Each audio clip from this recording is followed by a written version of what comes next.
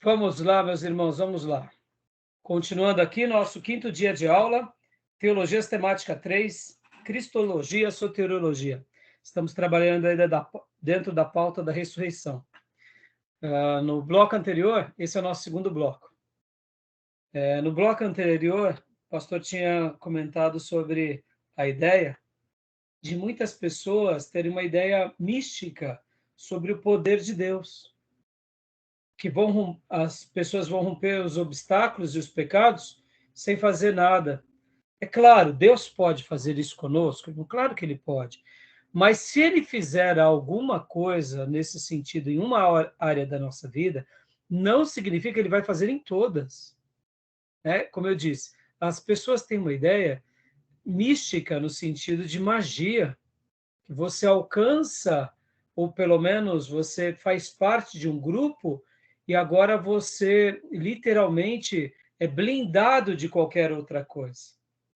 Eu diria, essa é uma ideia muito errada, né? Mas, assim, infelizmente, as pessoas têm essa ideia, e elas associam essa ideia, inclusive, ao poder do Espírito Santo, que na hora que eu receber o Espírito Santo, eu vou romper tudo. E é por isso que a Bíblia também vai mostrar que a plenitude com o Espírito Santo, ou ser cheio do Espírito Santo, está ligado àquilo que eu falei de virtudes. Está ligado àquilo que eu falei de ser o quê? Uma pessoa que busca disciplinas. Você se enche e continua se enchendo, né? Agora, sabe uma das coisas que na minha experiência pastoral eu noto que muitos irmãos sofrem, que é com um pensamento de pobreza extremo. E aqui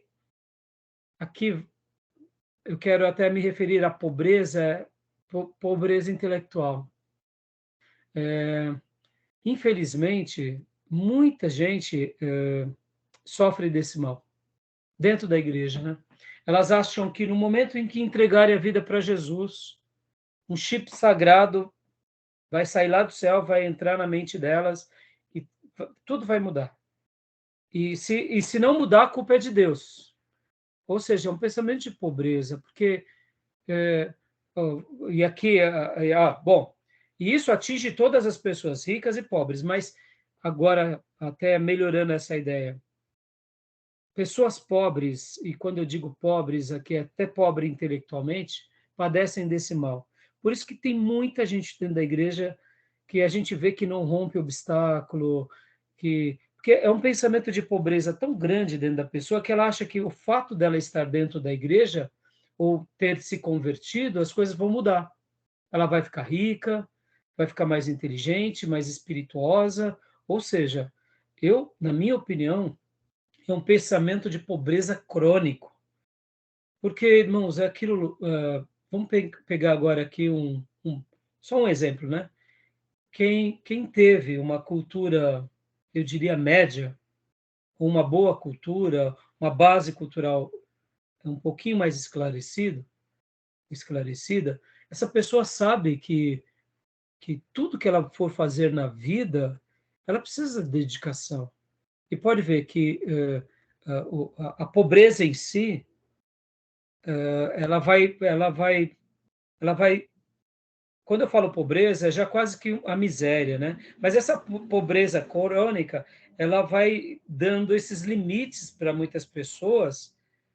A pessoa, ela vai para a igreja, ela acha que ela não tem que estudar mais.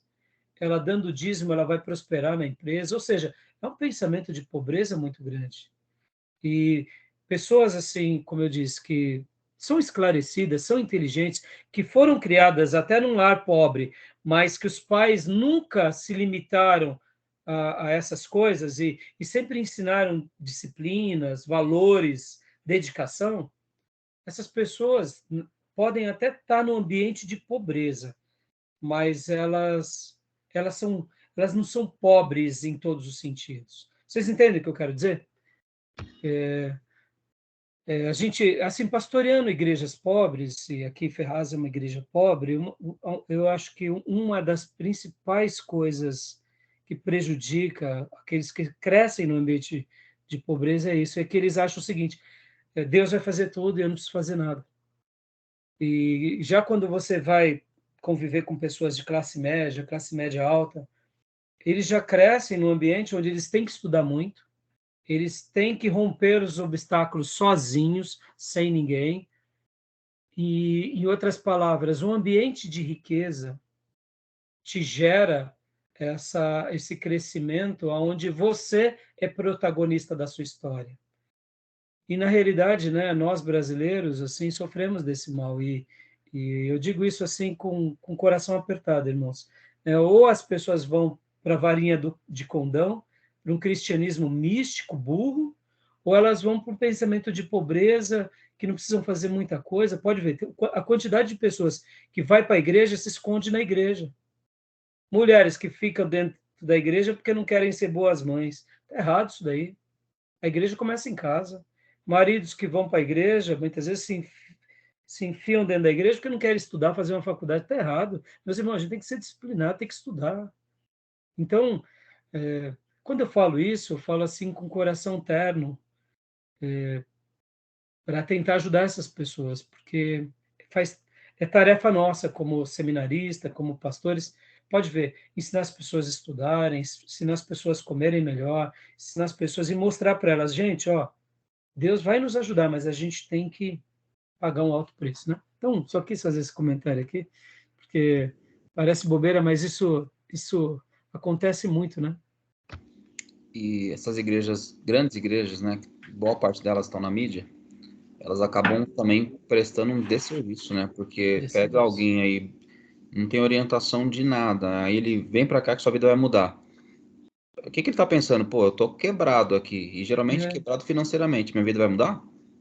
Tolice, né? E trazendo essa ideia de que eu não preciso fazer nada, né? Domingo passado eu não estava muito bem, eu ando muito cansado, né, pastor e irmãos? E em virtude do acúmulo de tarefa, quase 2 anos sem tirar férias, eu nunca fiz isso. Então, assim, eu não consegui desenvolver muito bem minha mensagem, não foi tão claro. A mensagem foi boa, mas eu até falei uma coisa diante de tudo, né? Eu falei assim, irmãos, você quer ficar rico dentro da igreja? É o lugar errado. A igreja é para a gente ficar consagrado, para a gente se tornar é, mais virtuoso. A igreja é um ambiente de virtudes sagradas. Quer ficar rico? Monta uma empresa, vai fazer um MBA, se dedica para uma coisa. Talvez a pessoa não fique rica, mas pelo menos classe média ela vai ficar. Concorda? Se uma pessoa é aplicada, dedicada, levanta cedo, ela vai fazer dinheiro. Isso é fato. Agora, quando eu, em uma igreja, que eu proponho isso às pessoas, eu pego a obra da expiação e faço isso. Ó, e estou mostrando que a riqueza é tão importante quanto a obra da expiação. Na minha opinião, por isso que eu falo que esses pastores, eles estão tudo desviados e que Deus tenha misericórdia deles, né? Mas vamos lá. Né? Então, assim, pensem nisso, irmãos. Quando vocês notarem e verem pessoas que não são disciplinadas e que vivem, né, marcando passo, porque tem problemas psicológicos, a gente precisa ajudá-las. E isso dá trabalho, viu? Isso dá trabalho. Porque é a mudança de valores. Né? Por que as academias dão programas de benefício nos primeiros 2 meses, etc. E tal? Porque a academia sabe que se a pessoa tiver uma disciplina, mais de 30 dias, os especialistas vão dar uma ideia de 40 a 50 dias. Se você, durante 50 dias, consolida uma disciplina, aqui a chance daquilo virar um hábito é enorme. E virando hábito, você começa a mudar o seu estilo de vida. Aí onde entra a questão da disciplina, da virtude, né? Então, estudar, trabalhar, ter disciplina, isso, na minha opinião, isso é riqueza. E a igreja é um ambiente de riqueza, né? Então, vamos lá, meus irmãos. Já falei demais? Vamos lá. Ascensão de Jesus. Ascensão de Jesus. Vamos lá para o nosso slide.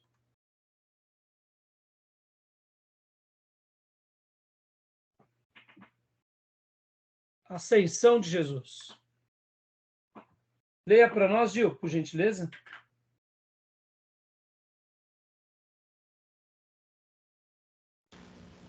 Sim, pastor. Cristo subiu para um lugar. Atos 1:3. Lucas 24:50. Cristo recebeu mais glória e honra como Deus, homem. 1 Timóteo 3,16, Hebreus 1,4 e Apocalipse 5,12. Joia. Geralmente a gente nota que as pessoas fazem uma grande confusão em ascensão e assunção. O que Cristo fez foi a ascensão. Ele subiu para um lugar, né? Então, aqui é a figurinha muito bem trabalhada, né? Mostrando Jesus subindo aos céus, sendo elevado aos céus. Continua para nós, Gil, por gentileza. Cristo assentou-se à destra de Deus. Hebreus 1,13, Efésios 1,20 até o 21, 1 Pedro 3,22. A ascensão de Cristo tem importância para a nossa vida. 2 Coríntios 10,4, Hebreus 2,5 ao 8, Apocalipse 2,26 até o 28. Então, ele está assentado agora à destra de Deus. Lembrando que, de fato, que se aquela ideia unicista fosse verdade, então como que alguém estaria assentado sendo ele o próprio? A ideia de assentar-se-á dá a ideia de que são várias pessoas. Partindo do princípio de serem várias, é mais do que uma. E nós sabemos que são três, né? Então é interessante essa ideia, né? Ele está à destra de Deus. E aqui tem uma importância muito grande. Nós vamos ver essa importância já já, quando a gente for falar principalmente sobre os ofícios. Então, eu vou até deixar discorrer um pouco mais sobre essa importância já já. Tá bom? E continue para nós. Bom, agora, então, vamos para o livro-texto agora, antes de entrar nos ofícios? Vamos rapidinho para o livro-texto. Opa. Voltando aqui para o livro-texto, meus irmãos. Ô, Maísa, já chegou em casa, filha? Que bom, minha irmã. Joia. Cheguei no intervalo aqui, pastor. Maravilha, filha. Isso aí. Então, voltando aqui, meus irmãos.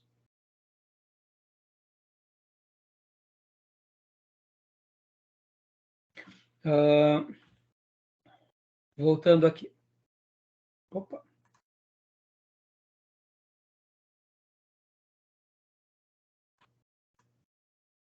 Joia.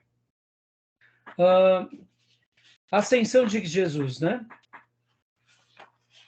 Alguém quer fazer alguma observação sobre essa questão da ascensão de Jesus? Alguma dúvida sobre esse ponto? Algum questionamento, algum comentário?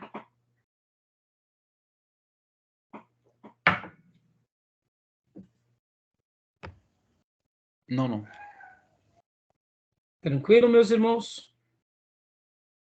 Se vocês estiverem tranquilos, então a gente já pode... Se tivesse algum irmão com dúvida ainda a respeito disso, uma vez vendo ele sendo elevado aos céus, acho que colocaria por terra inevitavelmente qualquer incredulidade, dúvida ou, enfim, qualquer coisa nesse sentido, né? Mas eu pergunto mesmo, porque muitas vezes a pessoa pode... Vocês podem ter dúvidas, né? Percebam que na matéria sobre a ressurreição e a ascensão, graças a Deus, nos nossos seminários, nos nossos dias, pouca confusão é feita sobre essa questão, mas poderia existir. Não tenho dúvida. Né? Hoje não tem, né? Mas amanhã pode ser motivo de dúvida. Agora, eu me lembro de um pastor que, numa certa mensagem, ele dizia: Deus fez tudo com tanta perfeição que até a maneira em que ele se ascende aos céus é perfeita. E Deus deixou tudo pronto para a gente ter uma vida magnífica, porque tudo que Deus faz para nós e por nós sempre é perfeito. Pode ver que ele é elevado aos céus sem o auxílio de um ser humano. Ele é elevado aos céus pela sua própria virtude de ser Deus.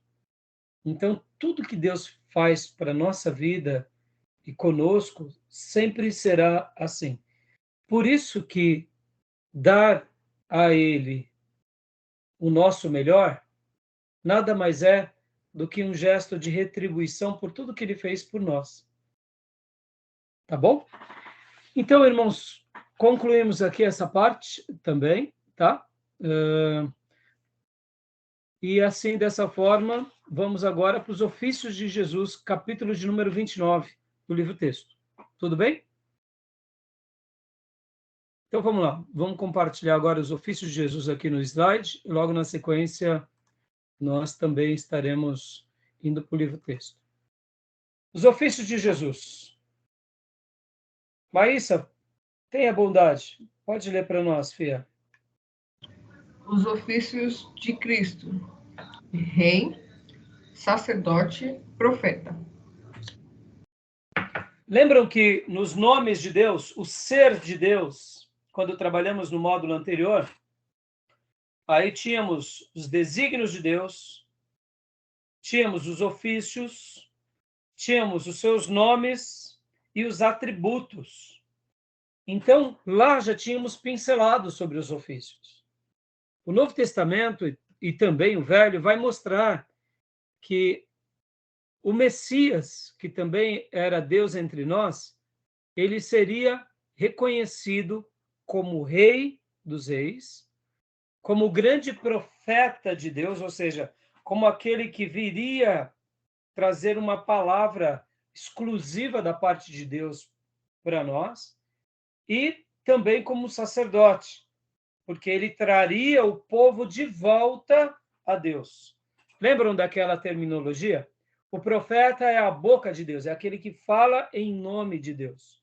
E o sumo sacerdote é aquele que traz o povo agora a Deus.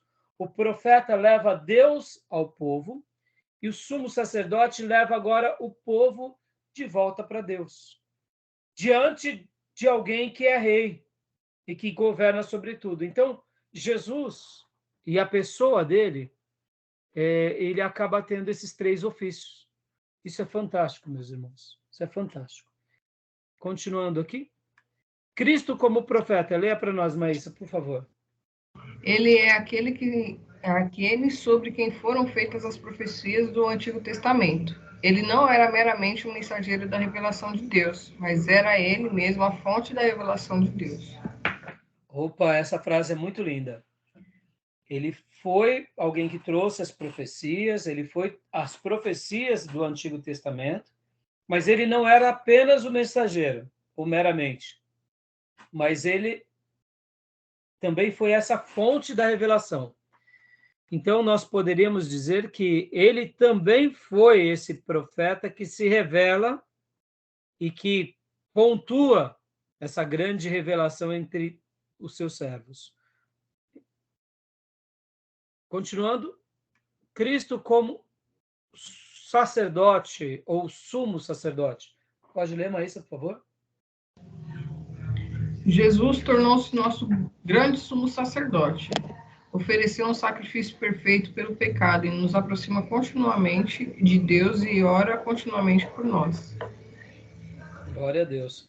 Lembram que dentro do aspecto do sumo sacerdote, ele consegue ser ao mesmo tempo o sumo sacerdote, como também o sacrifício. Então isso é fantástico. E ele mesmo foi o sacrifício que nos traz para Deus, né? Bom, aqui é um quadro, lembra daquela pintura clássico, né, da ceia? Deixa eu só falar uma coisa aqui para vocês. Tem um quadro muito famoso, né, pintado a última ceia. Mas eu não sei se vocês já notaram, a mesa de Jesus e a mesa dos judeus não era uma mesa alta, tá, irmãos? Esse quadro da última ceia, ele é um quadro europeu, né?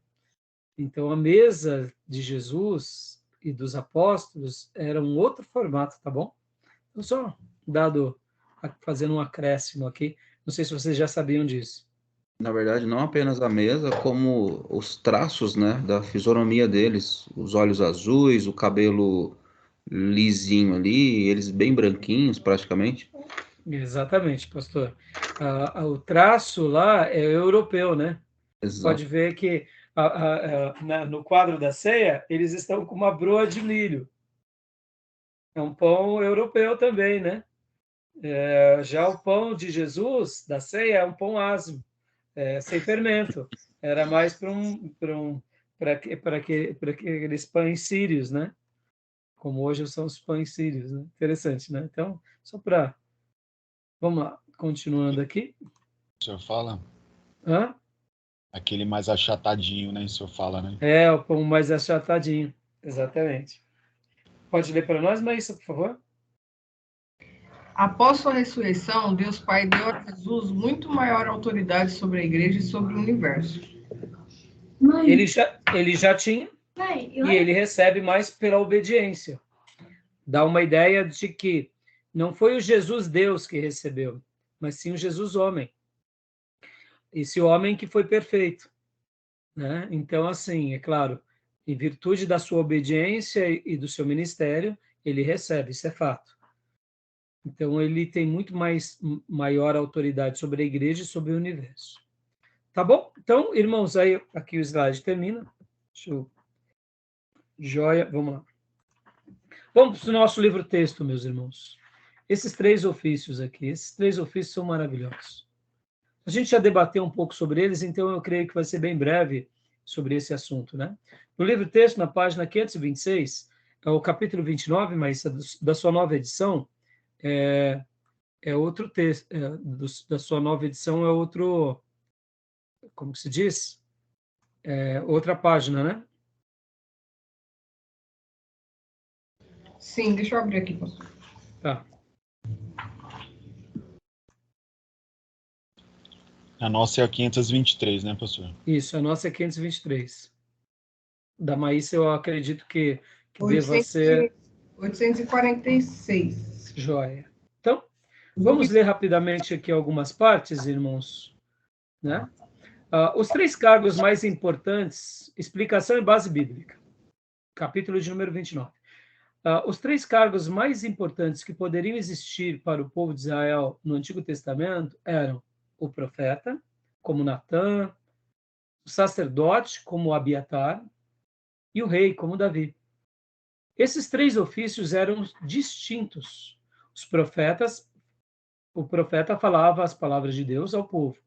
O sacerdote oferecia sacrifícios, orações e louvores a Deus em favor do povo, e o rei governava o povo como representante de Deus. Estes 3 ofícios prefiguravam a própria obra de Cristo de várias maneiras. Consequentemente, podemos voltar de novo a nossa atenção para a obra de Cristo, desta vez considerando desde a perspectiva destes 3 cargos ou categorias. Cristo preenche esses 3 ofícios do seguinte modo: como profeta, ele revela a Deus, a nós, e transmite-nos a palavra de Deus. Como sacerdote, ele tanto oferece a Deus um sacrifício em nosso favor, quanto ele mesmo é o sacrifício oferecido. E como rei, governa a igreja e o próprio universo. Então, como a gente viu nos slides. Agora, eu gostei do texto em que o autor ele pega os dias de Davi. Ele pega Natã, pega Abiatar e pega o rei Davi. E eu queria até usar essa figura como um bom modelo para ver como esses ofícios eles eram importantes para o povo de Israel e como entre o próprio povo de Israel e os próprios líderes que exercitavam esses ofícios, como eles trabalhavam em harmonia. Esse contexto, que é o contexto de Davi, de Abiatar e de Natã, nós vemos esses ofícios nas páginas de Samuel com bastante harmonia. E eu quero ilustrar com base nesse contexto, por quê? Porque em outros momentos da história do Velho Testamento, o rei, muitas vezes, por ele ser meio desviado, ele colocava o profeta como um profeta errante. Ele não considerava. Por exemplo, nos dias de Jeremias. Os reis nos dias de Jeremias foram muito desviados.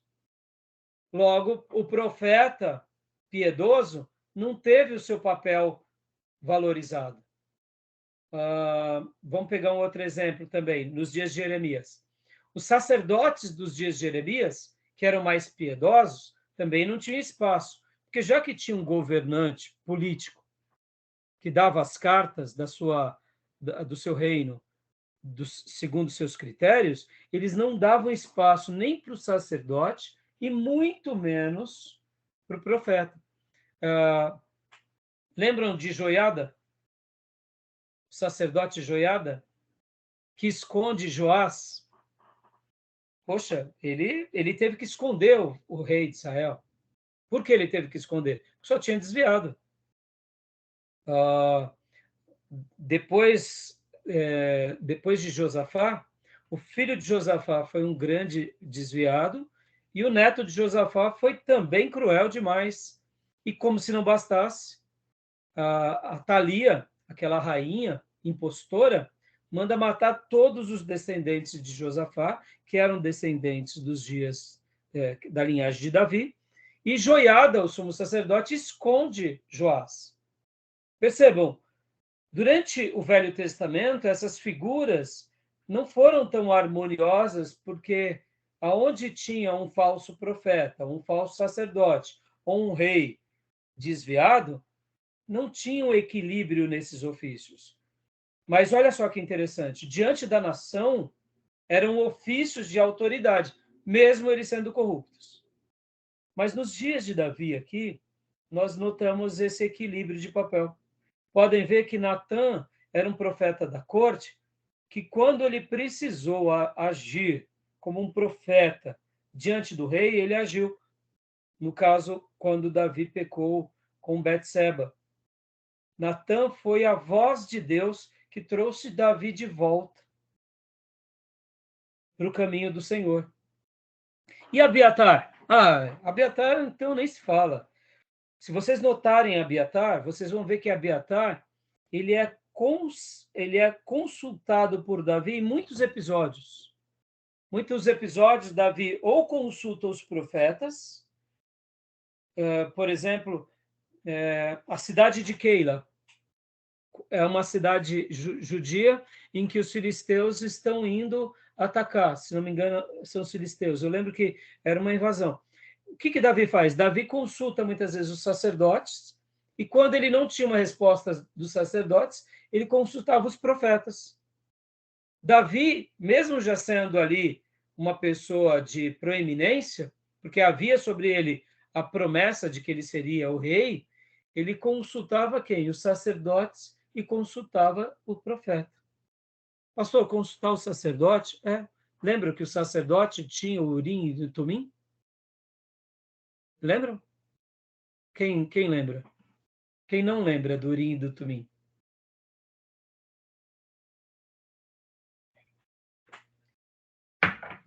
Urim e Tumim eram duas pedras que, juntamente com a estola sacerdotal, que tinham as 12 pedras, Urim e Tumim eram duas pedras que os sumos sacerdotes tinham, que em momentos de grande necessidade, eles oravam a Deus e jogavam aquelas pedras, deduzo, em algum lugar, possivelmente alguma coisa ali dentro do tabernáculo, e quando aquelas pedras reluziam, era um sinal de que Deus estava falando. Então, por exemplo, devo atacar tal cidade? Era uma pergunta, você não sabe o que você vai fazer. O profeta orou, Deus não falou com o profeta. Então, agora sobrou o sacerdote. E aí, o rei Davi ilustra muito bem esse papel. Porque quando vocês pegam o Velho Testamento, vocês vão notar que Davi, com muita frequência, faz isso. Davi, ele vai lá e ele está ali consultando ou o sacerdote ou o profeta, em várias passagens, em várias. Isso é muito lindo. Aí você talvez diga, mas pastor, ele não era o rei? Era, mas e daí? Ele era o rei, mas... E Porque ele era o rei e Deus falava tudo para ele? Não. Porque eram vozes de liderança a quem? A nação.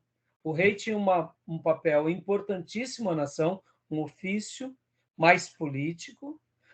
O profeta fazendo esse papel mais profético, dando aqueles direcionamentos mais emergenciais, e o sacerdote trabalhando dentro mais da normalidade, trazendo o povo à palavra, as instruções, aquelas velhas revelações.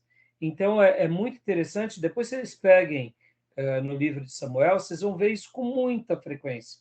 Muita frequência. Vamos ver. Só um exemplo aqui. Ao povo de Keila. 1 Samuel, capítulo de número 23.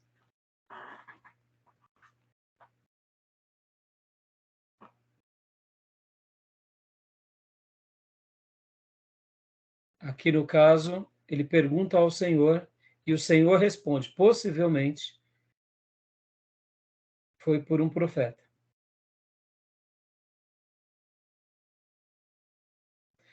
Alguém pode ler para nós? Qual que é o verso, pastor? 23, 1 e 2. Primeira Até o 4. Tá bom. Quando disseram a Davi que os filisteus estavam atacando a cidade de Keila e saqueando as eiras, ele perguntou ao Senhor: devo atacar esses filisteus? O Senhor lhe respondeu: vá, ataque os filisteus e liberte Keila. Os soldados de Davi, porém, lhe disseram: aqui em Judá estamos com medo. Quanto mais se formos a Keila lutar contra as tropas dos filisteus. 4. Davi consultou o Senhor novamente. Levanta-se, disse o Senhor, vá à cidade de Keila, pois estou entregando os filisteus em suas mãos. Fantástico, não? Uma palavra direcionada, que foi um profeta. Agora leia o 6 para nós. Ora, Abiatar, filho de Aimeleque, tinha levado o colete sacerdotal quando fugiu para se juntar a Davi em Keila. Né? E agora o 22, 5, olha só, um outro profeta que também estava do lado de Davi. Joia. Contudo, o profeta Gade disse a Davi: não fique na fortaleza, vá para Judá. Então Davi foi para a floresta de Herete.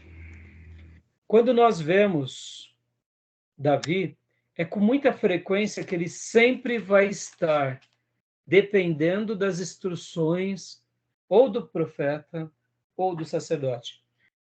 Lembra quando Davi foge de Saul? Ele vai se refugiar onde? Com os filisteus. Não, antes dos filisteus. Ele passa em um lugar para pegar uma espada. Que ele sai desesperado, ele não leva nem a espada. Lembra? Não lembro. Não foi quando ele foi pegar o pão, não, né? Sim, foi quando ele pega o pão. Na realidade, né, ele acaba comendo do pão sacerdotal. Ele vai ao tabernáculo. O que ele estava fazendo ali, irmãos? Só ia pegar a espada? Ele foi ver se Deus dava uma direção para ele. E pode ver que por causa disso, Saul vai lá e mata todos os sacerdotes. É aí onde foge, no caso, Abiatar. Então, vocês vão ver que em 1 Samuel é muito frequente, ou ele consulta o profeta, ou ele consulta o sacerdote. Pastor, mas ele não era homem de Deus? Era. Mas quem disse que ser homem de Deus, você tem todas as respostas? Você precisa do outro. Irmãos, e aqui Davi, ele é o homem segundo o coração de Deus por isso. Porque em muitos momentos, ele não sabe o que fazer. E ele diz para todo mundo, sem medo, eu não sei. E aí? Você acha que os falsos profetas hoje em dia vão falar isso para os seus rebanhos? Eu não sei. O que vocês acham? Os caras não assumem que tem uma gripe para não ter o que depois se desculpar diante do povo. Exatamente, pastor. Entendeu? Então, eu poderia ler vários textos aqui, mas só vou dar mais um exemplo aqui para vocês. quando Davi foge de Absalão. Quando ele foge de Absalão. Quando ele está fugindo de Absalão, na oração dele nós vemos Davi falando e Davi dizendo, em outras palavras, Deus tenha misericórdia, porque eu não sei o que vai acontecer comigo. Quando o povo pergunta para ele, ele responde a mesma coisa. Ele responde palavras como essa: olha, quem sabe eu ache graça em Deus e quem sabe eu retorne. Ou seja, Davi não sabia. Mas também Davi não era profeta? Era. Davi não era homem de Deus? Era. Mas quem disse que a gente vai ter as respostas? Bom, feito esse comentário, para a gente ir para o livro-texto, a gente... e detalhe, hein, irmãos? Lembra que Aitofel era o conselheiro de Davi? Então, Davi, guardem isso, olha que fantástico. Ele tinha as figuras do profeta, do sumo sacerdote, mas também tinha os conselheiros. Ou seja, ele usava, ele não era uma pessoa arrogante, aonde ele dizia, não, eu consulto a Deus, Deus fala comigo e pronto. Ele estava aberto, inclusive a ouvir, uma tal de Abigail. Isso é um homem cheio do Espírito Santo ou não? Abigail livra Davi de cometer um pecado. Uma simples mulher. Então, percebam, irmãos, como é bom quando a gente se depara com essas páginas da Bíblia, porque a gente começa a ver como a gente precisa dos outros, da igreja, dos irmãos, da família, mesmo tendo papéis de liderança, mesmo estando por cima, muitas vezes, de uma situação. Isso não quer dizer que a gente não precise da ajuda, né? Tá bom, meus irmãos? Tranquilo? Beleza? Vamos lá. Beleza. Joia. Então, vamos lá, meus irmãos. Eu não sei onde eu deixei meu celular, mas tudo bem. Sobre a questão Cristo como profeta, lê para nós, Gil, só a primeira parte aqui. Ok. Cristo como profeta.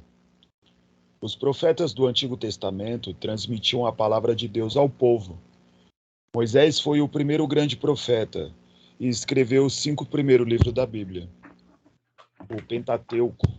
Depois vieram outros que falaram e escreveram as palavras de Deus. Mas Moisés predisse que um dia viria outro profeta como ele. Joia. Então, nós sabemos que Cristo ele é um profeta. Há muitas profecias que mostrando que haveria um grande profeta. E o autor aqui, antes do ponto 1, na página 524, no parágrafo anterior, diz: porque as epístolas do Novo Testamento evitam chamar Jesus de profeta, aparentemente porque, apesar de ser Jesus o profeta predito por Moisés, ele é também infinitamente maior do que qualquer profeta do Antigo Testamento em 2 sentidos. Primeiro, ele é aquele sobre quem foram feitas as profecias do Antigo Testamento.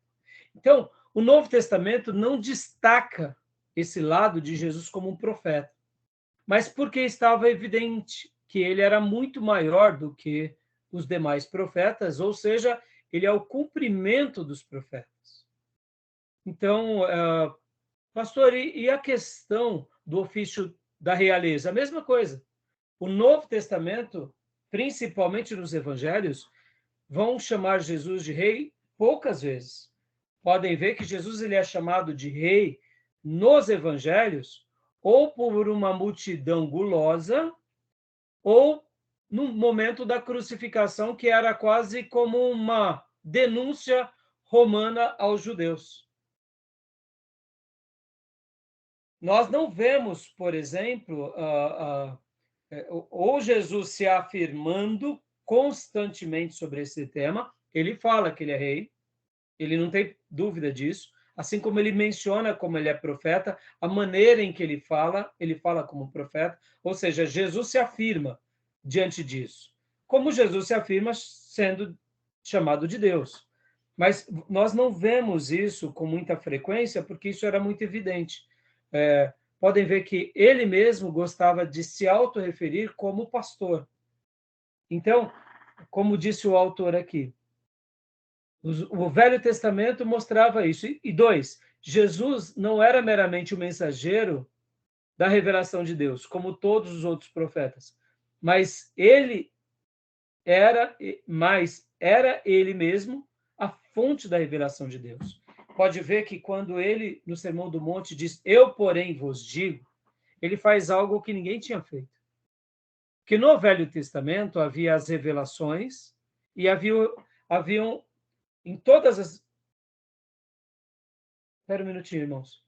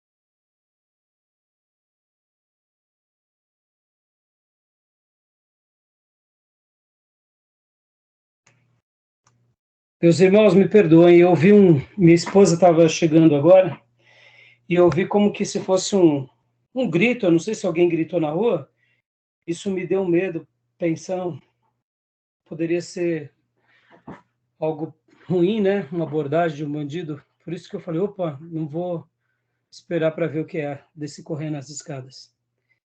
Me desculpem, estou até meio ofegante. Não foi nada, não. Acho que foi alguma criança aqui perto, como eu estou com fone de ouvido, né? Então, voltando, irmãos. Jesus, diferente dos profetas no Velho Testamento, que quando Deus dava uma revelação para um, o outro afirmava aquela revelação.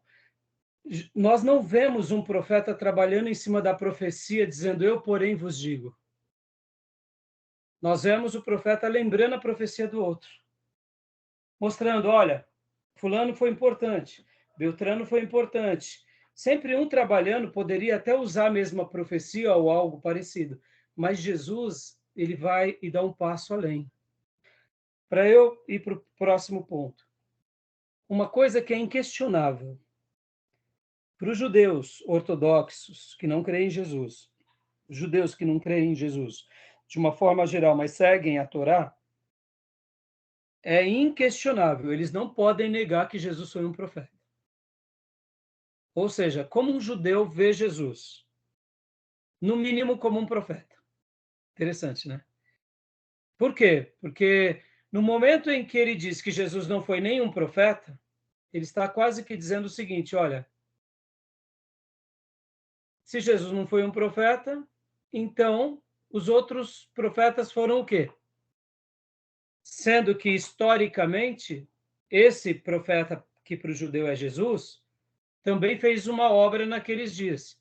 Eles vão dar as explicações deles, porque eles não creem, mas, assim, é consenso entre os judeus que Jesus foi um profeta. Agora, a pergunta clássica que nós fazemos é, e por que vocês não ouvem esse profeta? Se ele era um profeta. Aí é claro que eles vão tentar dar as explicações deles, tá bom? Beleza, até aí, meus irmãos? Sobre esse ponto, tranquilo?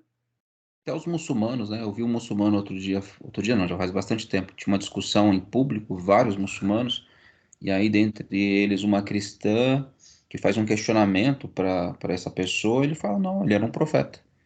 E nós, Sim. muçulmanos, ainda obedecemos mais do que os cristãos, o que ele profetizou. Aí.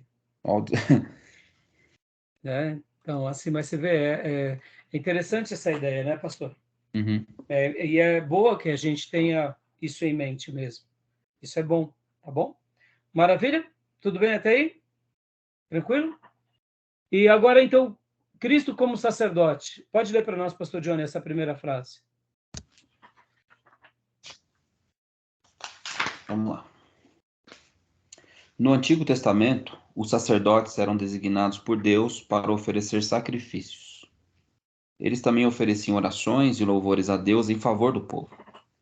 Ao agir assim, santificavam as pessoas ou tornavam-nas aceitáveis à presença de Deus, se bem que de forma limitada durante o período do Antigo Testamento. No Novo Testamento, Jesus tornou-se nosso grande sumo sacerdote. Esse tema é bem desenvolvido na carta aos Hebreus, na qual vemos que Jesus atua como sacerdote de duas maneiras. Joia. Então, essa ideia do sacerdócio sempre foi muito colocada. Deus sempre separou esse grupo por linhagem.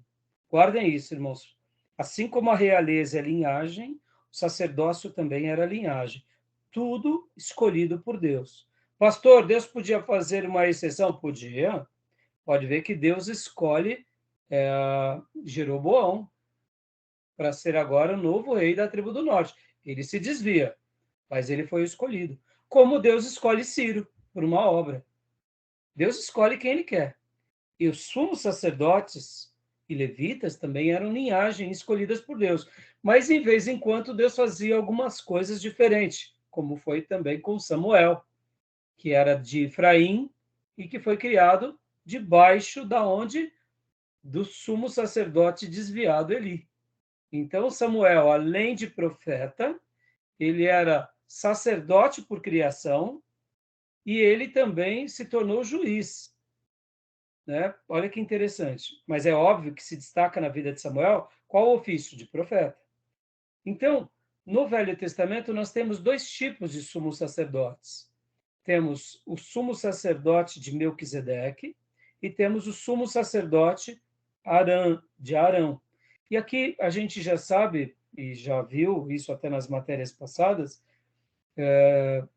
o papel, principalmente, dos sacerdotes de Arão. Lembra que em introdução ao Antigo Testamento, quando nós trabalhamos, a gente falou um pouco sobre essas questões da linhagem, dos ofícios, dos papéis. Só que Jesus, ele é da tribo de Judá.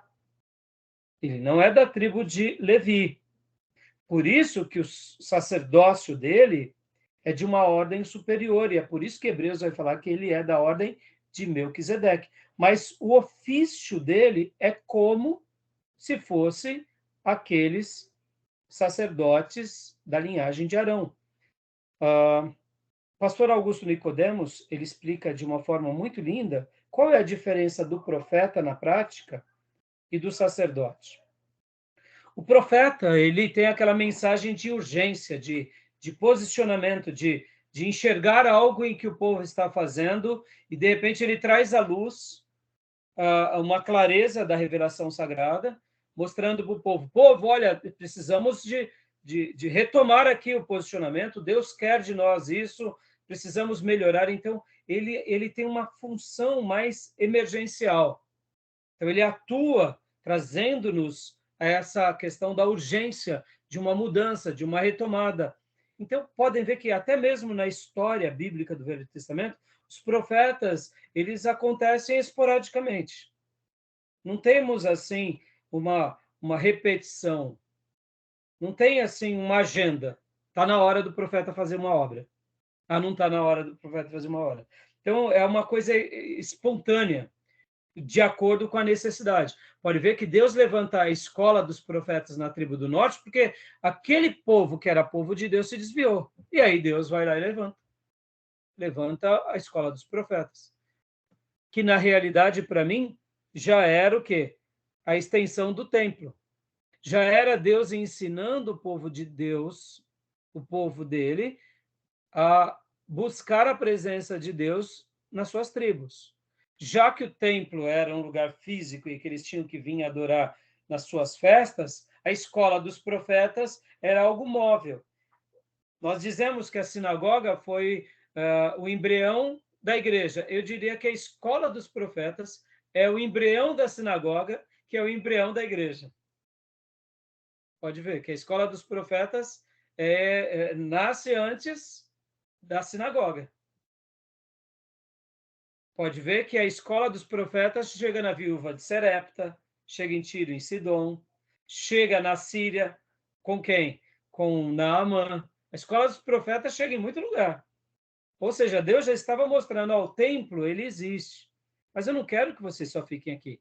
Eu quero que minha glória vá para todas as nações. O povo é desobediente, Deus levanta os profetas. O povo continua sendo desobediente, Deus derruba o templo, bota eles da Babilônia e lá ensina eles a lição dos profetas. Podem ver o que eles faziam lá na Babilônia, se não ler os profetas. A sinagoga, na realidade, ela é muito mais uma escola de profetas do que uma extensão do templo, na minha opinião, tá bom? Mas vamos lá.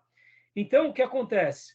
O profeta tinha essa mensagem de acordo com a necessidade. Quando Esdras está voltando com Zorobabel para reconstruir o templo, ou melhor, quando o povo volta e regressa sobre Ciro, ficam 15 anos o templo parado, porque os samaritanos se levantam contra os judeus para impedir a obra e ficam 15 anos a construção parada. Quem Deus levanta para ser uma voz na consciência daquele povo? Deus levanta 2 profetas. Fantástico isso. Esdras capítulo 5. Ora, o profeta Ageu e o profeta Zacarias, descendentes de Ido, profetizaram aos judeus de Judá e de Jerusalém, em nome do Deus de Israel, que estava sobre eles. Então Zorobabel, filho de Sealtiel, e Josué, filho de Josadac, começaram a reconstruir o templo de Deus em Jerusalém. E os profetas de Deus estavam com eles e os ajudavam. Aleluia. Houve uma investida das trevas, a obra parou, Deus levantou 2 profetas, Ageu e Zacarias, e o povo agora foi sacudido. Ou seja, a mensagem do profeta era emergencial. E a mensagem do sacerdote era regular. Todo sábado, templo, todo sábado, sinagoga, todo sábado, sacrifício, nas festas. Ou seja, o sacerdote tem um trabalho mais regular. Todo domingo tem culto, o pastor prega todo domingo. Então, é mais regular o trabalho do sacerdote. O trabalho do profeta é mais emergencial, é mais espontâneo, é de maior urgência. Então, eles vão sendo intercalados. Jesus, ele é o sacerdote. Em primeiro lugar, Jesus ofereceu um sacrifício perfeito pelo pecado. Ele oferece um sacrifício perfeito pelo pecado, mas, ao mesmo tempo, ele é o sacrifício, né?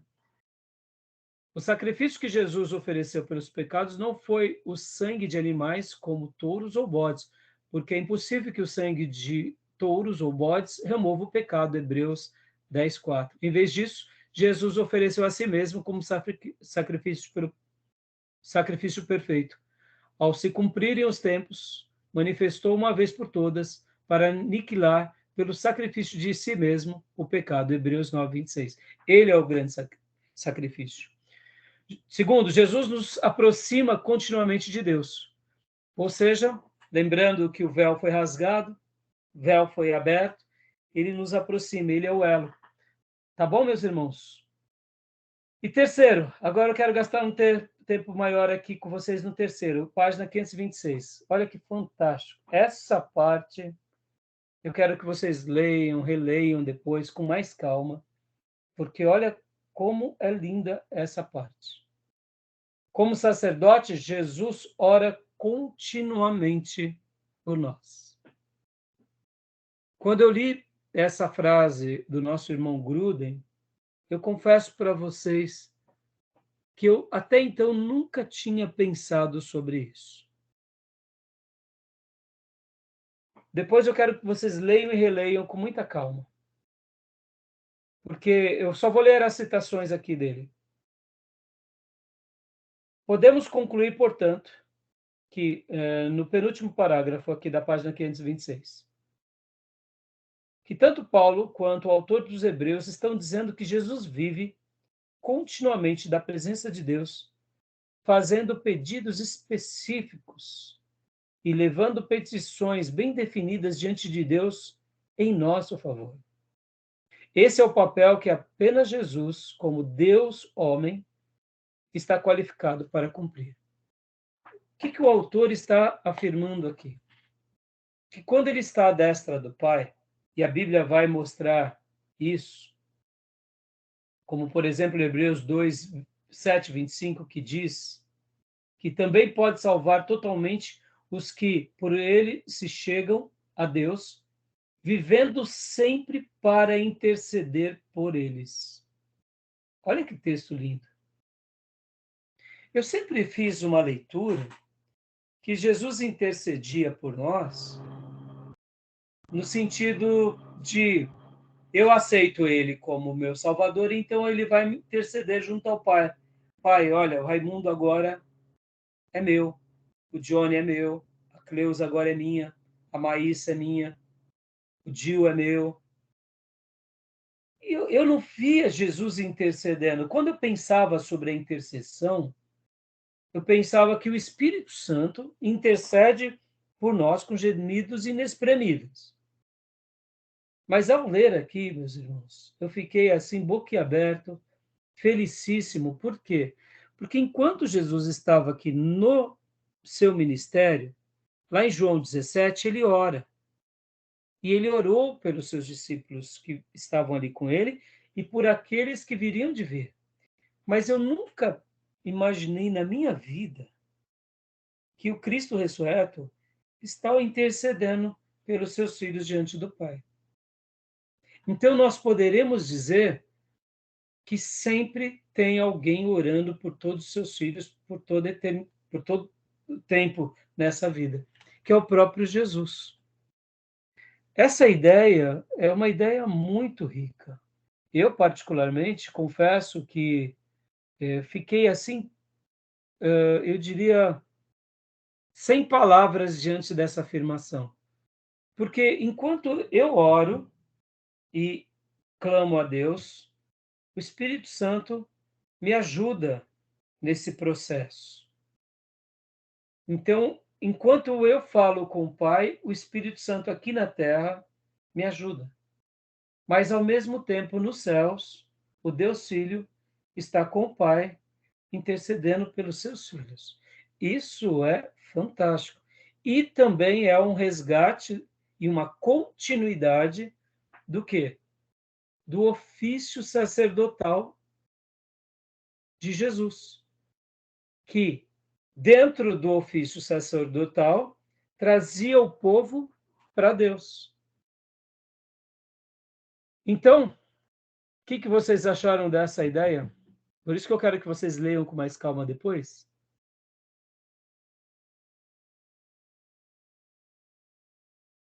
Maravilhosa. Eu também tinha para mim e tinha o entendimento que somente o Espírito Santo, né, intercedia, né, e nos ajudava em oração diante de Deus. Mas é uma ideia realmente magnífica. Magnífica, magnífica. Sacerdote. Esse versículo de Timóteo que me trouxe essa... Sempre me deu essa certeza, né, de que Jesus, ele intercedia. Porque tem outras versões que falam, né, só um intercessor, mediador, que é Jesus Cristo, o homem. Né? Então, eu sempre acreditei que o Espírito Santo ajudava, mas é o meu ponto, assim, de bater, assim, de frente. Ah, não, mas aí eu posso pedir para Paulo, eu posso pedir para Maria. Eu falo, não, é só Jesus que intercede a nosso favor. Não é por conta desse versículo de Timóteo. Então, maravilha, maravilha. Eu tinha uma ideia de que ele intercedia por mim quando eu intercedia a ele. Mas diante dos textos bíblicos e dessa afirmação, dá para ver que mesmo quando eu não intercedo a ele, ele intercede por nós. Porque é o ofício dele. É, sim, sim. E eu também fazia uma outra associação que o intercessor como ponte só. Não como necessariamente o intercessor mesmo. Então, assim, eu particularmente achei maravilhosa essa afirmação. Na página 527, olha só, primeiro parágrafo. Portanto, Jesus é a única pessoa em todo o universo e em toda a eternidade que pode ser tal sumo sacerdote celestial, aquele que é verdadeiramente Deus e verdadeiramente homem, exaltado para sempre acima dos céus. Pensar que Jesus está orando continuamente em favor deve dar-nos grande ânimo. Ele sempre ora por nós, de acordo com a vontade do Pai, de modo que podemos saber que seus pedidos serão atendidos. Berkhoff diz: é um consolo pensar que Cristo está orando por nós, mesmo quando somos negligentes em nossa vida de oração, que Ele está apresentando ao Pai aquelas necessidades espirituais que não estavam presentes em nossa mente e que nós, com frequência, deixamos de incluir em nossas orações.